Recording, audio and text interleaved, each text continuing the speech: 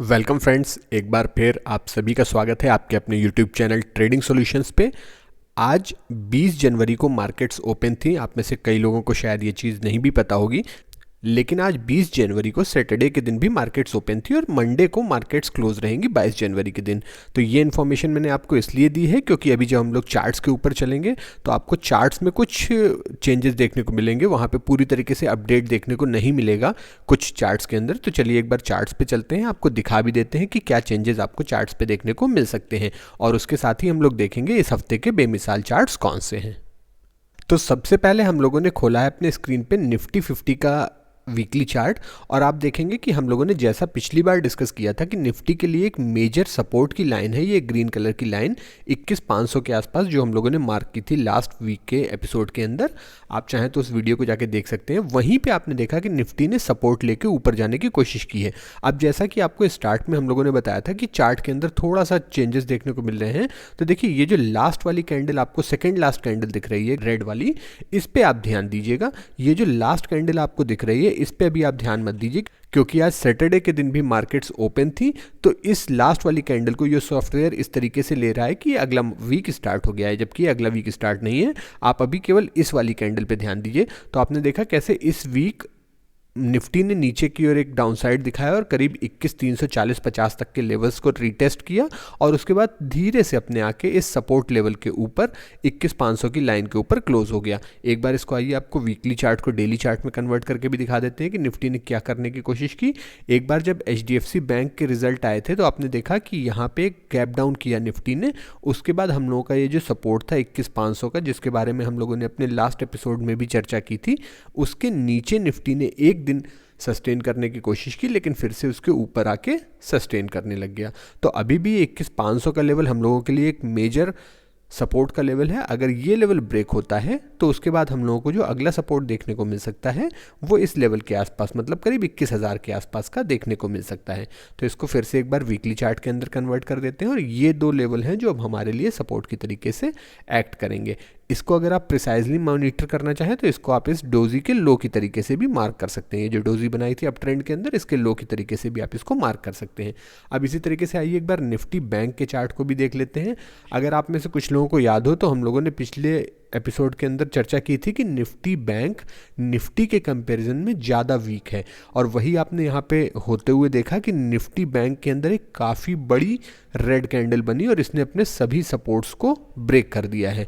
अब Nifty bank के अंदर एक बड़ी कैंडल बनना लाजमी भी था क्योंकि निफ्टी बैंक का ही कंपोनेंट है HDFC बैंक, और वो भी एक लार्ज कैप बैंक है, तो इसलिए निफ्टी बैंक का ज़्यादा गिरना लाजमी भी था। अब एक बार हम लोग ये ऊपर वाली लाइंस को डिलीट कर देते हैं क्योंकि अब ये हमारे किसी काम की नहीं रह जाएंगी एज ऑफ नाउ।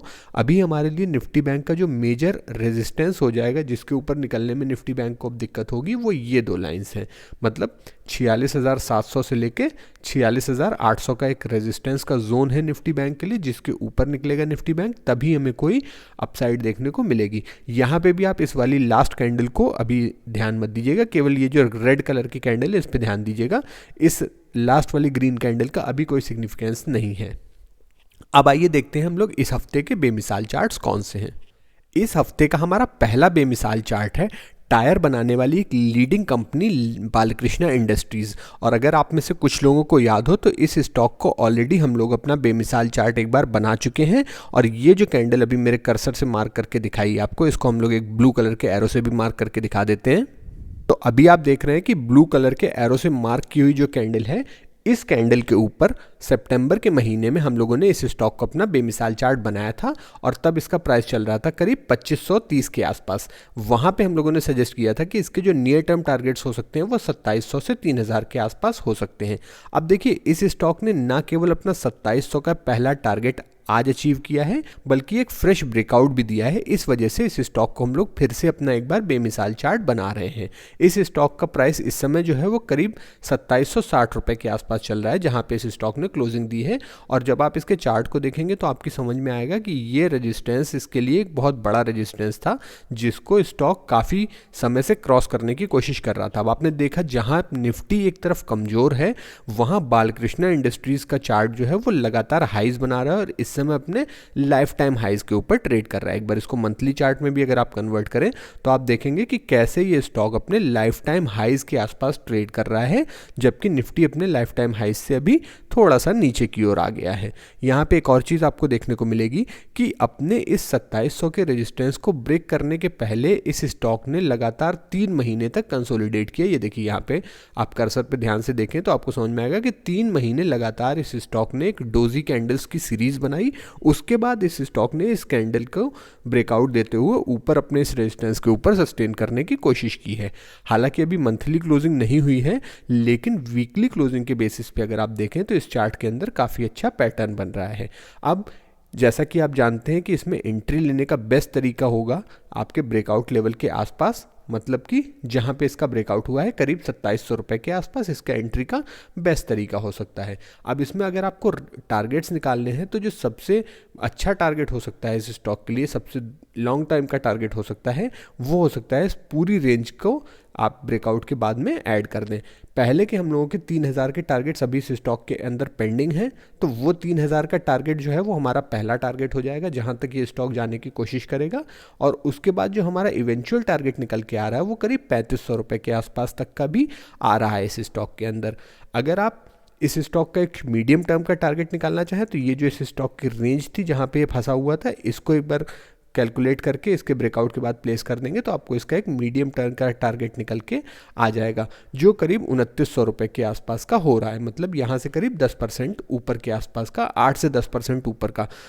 तो अब इस स्टॉक के अंदर आपके पास 3-4 टारगेट्स हो सकते हैं। सबसे पहले 2900 का लेवल, फिर एक 3000 का साइकोलॉजिकल लेवल इसके लिए रेजिस्टेंस की काम कर सकता है, और फाइनली ये स्टॉक अपने 3500 के लेवल तक भी जाने की कोशिश कर सकता है। तो ये था हमारे इस हफ्ते का पहला बेमिसाल चार्ट।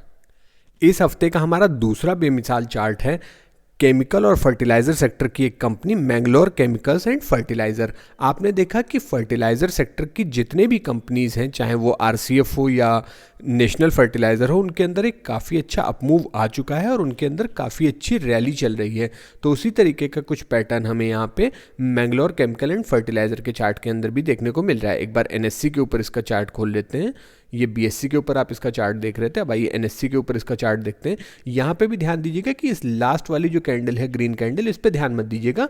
ये केवल एक, ये जो आपको लास्ट कैंडल से पहले की एक कैंडल दिखाई दे रही है वही वीकली क्लोजिंग की कैंडल मानी जाएगी, आप केवल उसके ऊपर ध्यान दीजिए। तो अब आप जब इस चार्ट को एक नज़र देखेंगे तो आपकी समझ में आ जाएगा कि इस स्टॉक ने अपने एक रेजिस्टेंस को ब्रेक करके ऊपर सस्टेन करने की कोशिश की है, और वो रेजिस्टेंस था करीब करीब 130 रुपये के आसपास का। इस समय जो स्टॉक का प्राइस है वो चल रहा है करीब 138। अगर आप इसको एक बार मंथली चार्ट के अंदर कन्वर्ट करेंगे तो वहाँ पे आपको देखने को मिलेगा कि ये स्टॉक भी अपने लाइफ टाइम हाइज के आसपास ही चल रहा है। केमिकल सेक्टर के सभी स्टॉक्स के अंदर आप देखेंगे कि बहुत अच्छी तेज़ी देखने को मिल रही है, वैसा ही इस स्टॉक के अंदर भी है। और एक और चीज़ आप नोटिस करेंगे, पिछले करीब 1.5 से 2 साल के अंदर इस स्टॉक के अंदर काफ़ी एग्रेसिव वॉल्यूम देखने को मिला है, मतलब काफ़ी ज़्यादा एक्यूमुलेशन इस स्टॉक के अंदर हो रहा है। तो आइए एक बार फिर से इसको वीकली चार्ट के अंदर कन्वर्ट कर लेते हैं और देखते हैं कि इस स्टॉक में नियर टर्म टारगेट्स क्या पॉसिबल है।